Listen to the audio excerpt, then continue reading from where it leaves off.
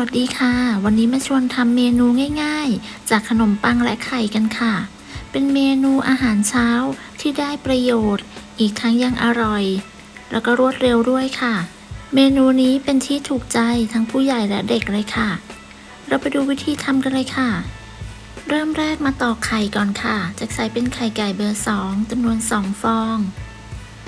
ตอกไข่ใส่รวมกันแล้วก็ใช้ส้อมคนให้เข้ากันค่ะเมื่อคนเข้ากันดีต่อไป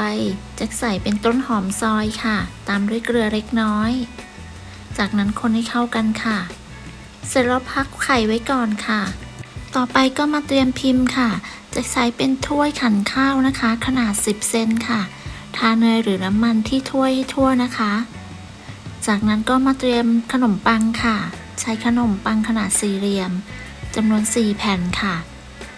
วางลงไปในถ้วยเลยค่ะวางลงไปในถ้วยละ1 แผ่นนะคะจากนั้นก็ใส่ไข่ลงไปเลยค่ะไข่ที่เราทำไว้นะคะ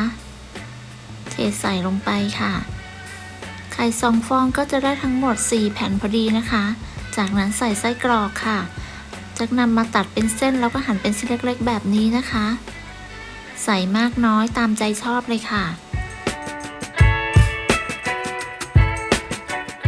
ต่อไปก็จะโรยด้วยชีสค่ะเป็นชีสสำหรับทำพิซซ่านะคะโรยมากน้อยตามใจชอบเลยค่ะจากนั้นโรยด้วยผงออริกาโน่ค่ะเสร็จแล้วนำเข้าอบได้เลยค่ะอบด้วยอุณหภูมิ170 องศาไฟบนล่างค่ะจะใช้เวลา10 นาที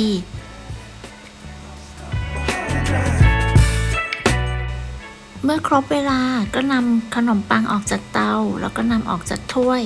พร้อมเสิร์ฟรับประทานได้เลยค่ะ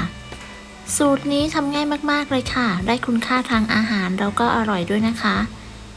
ขอบคุณสำหรับการติดตามรับชมคลิปนี้นะคะหากเพื่อนๆชอบก็อย่าลืมไปลองทำกันดูนะคะสำหรับคลิปนี้จะต้องลาไปก่อนพบกันใหม่ในคลิปหน้าค่ะสวัสดีค่ะ